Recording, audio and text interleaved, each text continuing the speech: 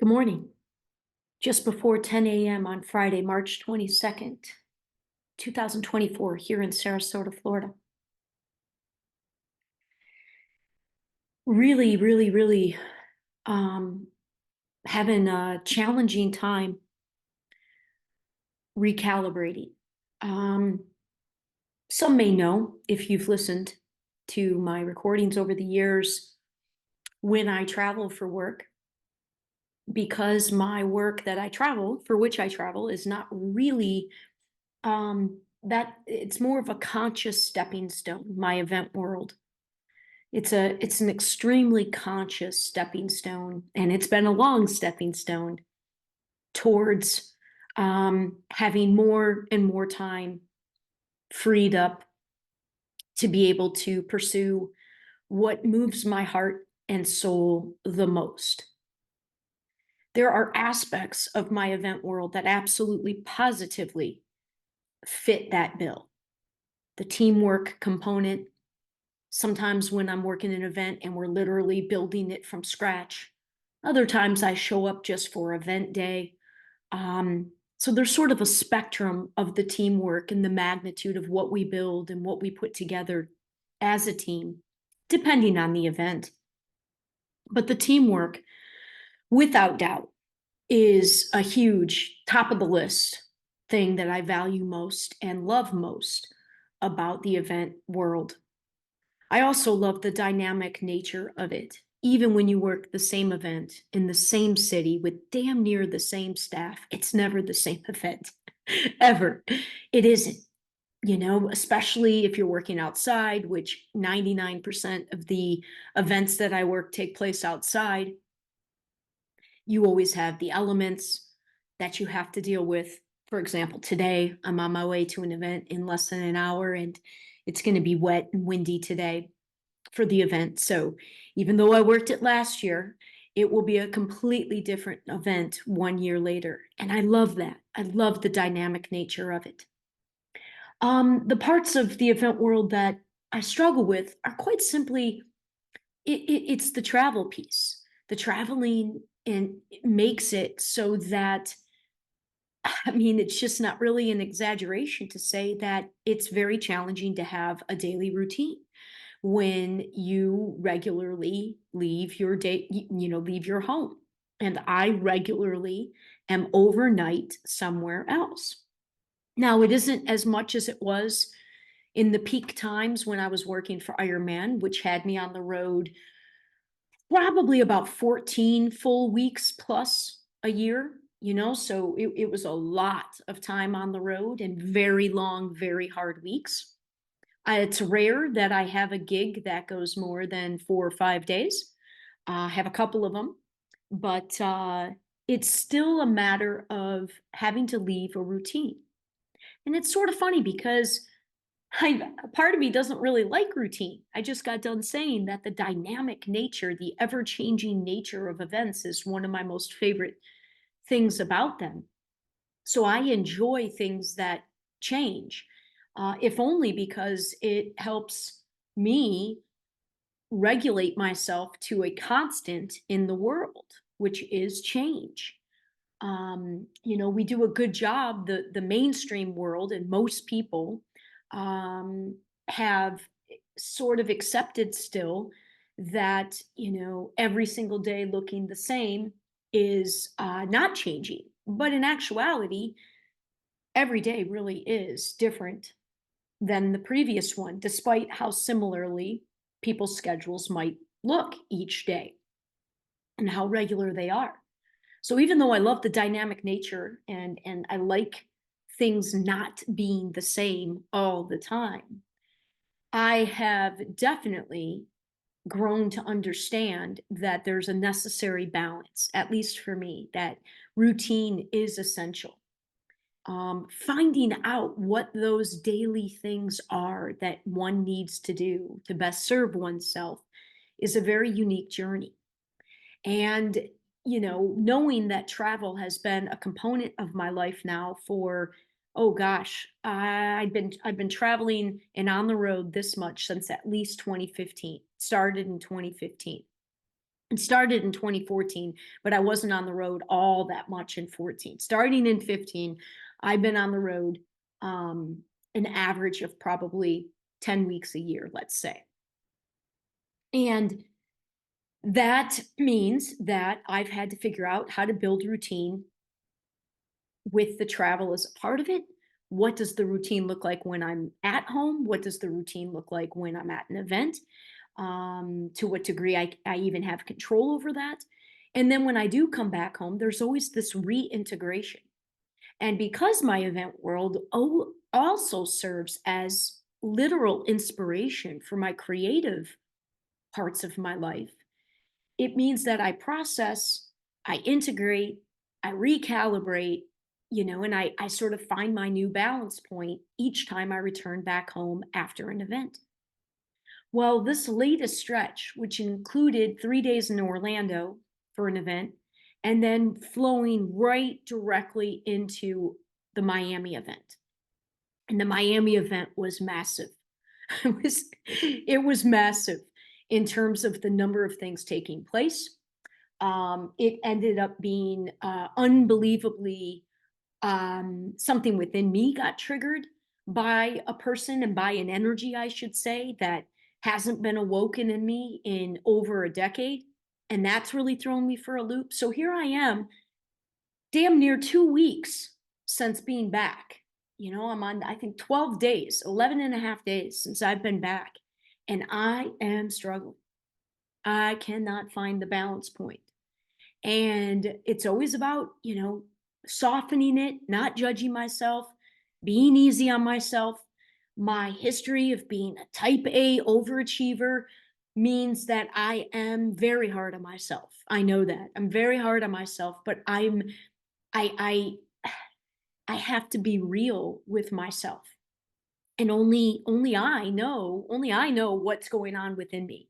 I'm the only one that can be real, entirely 100% real with what I'm feeling and what I'm experiencing and what I'm thinking and what my motivations are, what my inspirations are, what my reasoning is. That's it, and I'm just incapable. At least my attempt is always to not lie to myself. We all have blind spots. We all have deluded ourselves in our lives over certain things or certain people and tried to make something seem like it wasn't. So I'm not, I definitely still have blind spots. I definitely still have these parts of myself I know where I'm not ready yet to see the full honest picture, if you will. But I am constantly striving for that inner honesty, which then manifests. Obviously, the goal is for it to manifest in the most authentic living of everything going on inside of me, the most authentic, translation of that into my outer world. And I am going through something that is I overuse this word. I really do, but I can't help it. Unprecedented. I need to find some synonyms. I just the magnitude of the energy swirling. And I listen. I know there's a ton going on astrologically this year. There's a ton going on in the world. There's a ton going on with the shift in consciousness. There's a ton going on in mass consciousness, and obviously that all translates and plays out within us individually as well. And it's shifting. The momentum is building. It's shifting fast. It's quick and it's accelerating. And I don't believe it's going to slow down anytime soon. And so it behooves all of us to just be as real and as honest with ourselves as possible. And I just I'm also being beckoned to share more recordings like this. And I'm extremely nervous about doing so. The last recording I did was unbelievably, um, I was going to say pure and innocent. It was 100% unplanned, which a lot of my recordings are. And I just turned on my handheld recorder in that moment as I shared what felt like an extremely intimate share, despite the fact that I barely shared any details, and despite the fact that the thing that triggered these very deep, intimate feelings was only one-sided. It wasn't even like a mutual experience per se. And it was such an intimate share, despite sharing hardly any of the real deep, intimate details. And all I can say is I know that I'm meant to be sharing more from that place. But I also am pretty convinced now, since it's been almost a week since that recording, that that is playing into my deep, uncomfortable feelings and my part of the challenge of my inability to find my balance point again, because I feel exposed and I feel vulnerable. But the reality is, anytime I leave my house, I sort of feel as if I have to put a mask on in some regard and hold back the essence of myself. There are only a few people with whom I truly feel free to be this uninhibited, and that includes uninhibited with, with my thoughts and ideas and my true deep feelings. There aren't many at all in my life with whom I feel safe to be this complete version. And when I share like this, that's the place from which I'm sharing. And it is sort of scary because I do think it has a frequency associated with it, one of depth, one of vulnerability, one of, well, I think it also begins to reveal a part of me that a lot of people don't even know is activated within me. Very few people in my event world have heard me speak about a man in any capacity other than my ex, which was a very, very traumatic, traumatic experience for me. My ex, I was more married to him than I ever was married to my ex husband. I was more committed and all in to depths that that goes so far beyond any piece of paper. And I don't want to say I chose unwisely to have let go to that degree with that man, because I know everything happens for a reason. But suffice to say that there were some extremely, extremely hard, deep, painful lessons learned in that relationship. And the fact remains that I see him almost every day when I go to my gym. That's where we met 10 and a half years ago, and he's still there. So it's like I've been in this time warp, especially these past couple of weeks, because the last time my heart was ignited in this way was when I first saw him. And as I said in my last recording, this doesn't happen to me very often at all. In my almost half century of being alive in this vessel, in this lifetime, I can count on one hand the number of times that this particular depth of the heartstring has been strummed by an interaction with a frequency, with the energy of someone else. And so it's tripping me up quite a bit, to be honest. Again, I really don't think there's anything romantic at all with the gentleman that, unbeknownst to him, has triggered this within me upon meeting him in person for the first time a couple of weeks ago. He doesn't even know, right? Like, he's not even an active participant in this story that I'm experiencing. Yet he is a huge part of the story. And same with my ex. The other day, I'm sitting there finding my thoughts, pondering this other man, and just again, imagining things without attachment, listening to my iPod. And yes, I'm going to date myself. I have an old school iPod and listening. It happened to be one of my 80s playlists.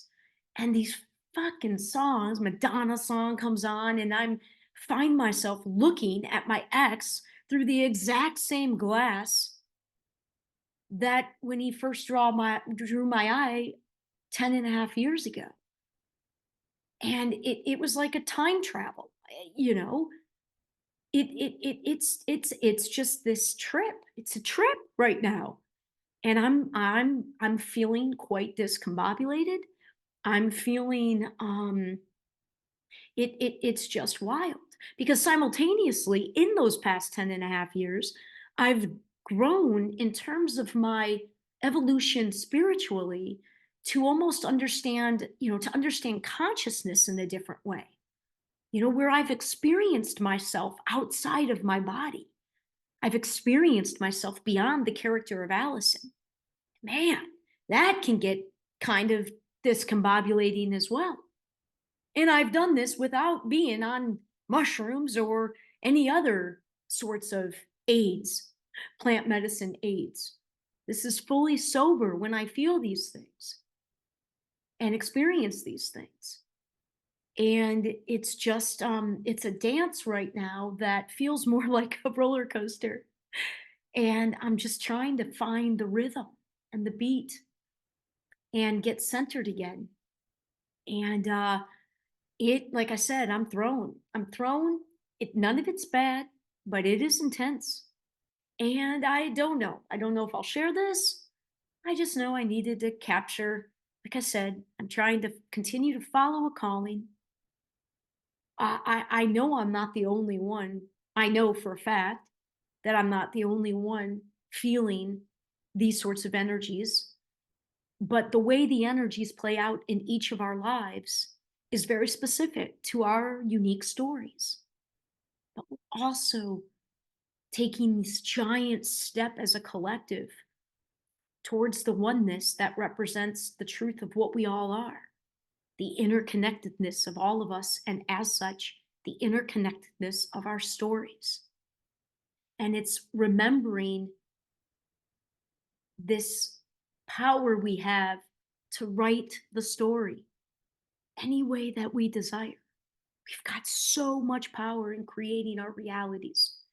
And the shift that's going on, in essence, is a remembering of that power. And therefore it's a experiencing directly in our individual lives and I'm watching the extent to which I have written my story in the past 11 years, and it's fucking overwhelming. It's unbelievable. And now I'm starting to draw in others who have, in their own way, done the same thing. And now we're beginning to co-create with the power of oneness, divine, God, spirit, cosmos, universe, source. And it's fucking crazy. There are no words that can describe it. As I've said over and over and over again, I have to continue to live it. But, I'm throwing this out there, and I'll likely decide to share it, even though there's probably only a small handful currently in my network of listeners that will even be able to grasp even a little of what I'm expressing. But it doesn't matter. Because even when I listen to these recordings myself, I've also said over and over again, first and foremost, I'm always talking to myself. So if anything, if only one thing, this will hopefully help me or guide me and trigger something within me when I listen to it later on. Right now, I got to go work a gig, be grateful that I've got this wonderful flexibility in my event world. Man, fuck, so grateful. Like so grateful that I have something that affords me this flexibility in this time to make of my life what I dream. And as a little teaser, there is a giant real effort and a real partnership that will be announced in minimally through our event world in the very near future that has as its goal to provide these sorts of opportunities specifically in the event world to begin with for others who also yearn for ownership of their own lives, for time to pursue their own dreams while trying to pay for their lives in this current world, i.e., working a job for others. Working a job for others does not necessarily have to be the only thing we do. We are allowed to still have dreams and desires of our own. And not a lot of jobs out there leave a lot of space for that. And the partnership and the effort that is being undertaken with a very close friend of mine and I is to extend this opportunity in the event world to others, to attract leaders and to attract people who are already taking on and willing to take on tremendous personal accountability and responsibility for the creation of their lives. And that too is something that's tripping me up quite a bit. As magnificent, as amazing, as powerful as it is, it's also tripping me up, and it's something I'm very likely to share a recording about here in the near future. But for now, thanks if you've listened. Talk to you again soon.